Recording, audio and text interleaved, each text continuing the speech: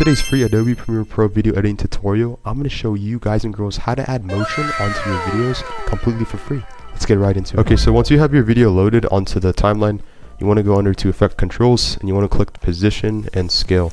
And you want to move up a couple frames and then move to the right a couple frames, move to the left a couple frames, move up a couple frames, and then move down a couple frames. And then if you really want, you can also scale this a little bit higher. Go to the beginning of the video, we'll say go to 105, and then go to the end of the video, maybe 108.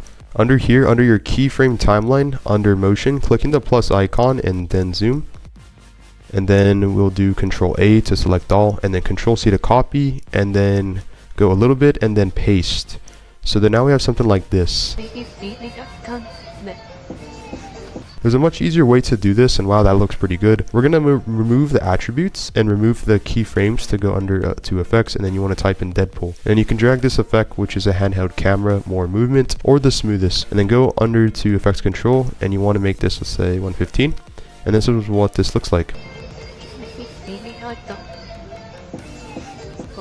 So I don't know if you notice or if you notice, but basically there's motion on this clip. See how it's moving? And then there's no motion. Now if you want, you can remove the attributes, and you can even apply something that's a little bit more shaky. Lots of movement, handheld camera, and this is what this looks like. So that is how you add movement in your videos in Adobe Premiere Pro CC completely for free.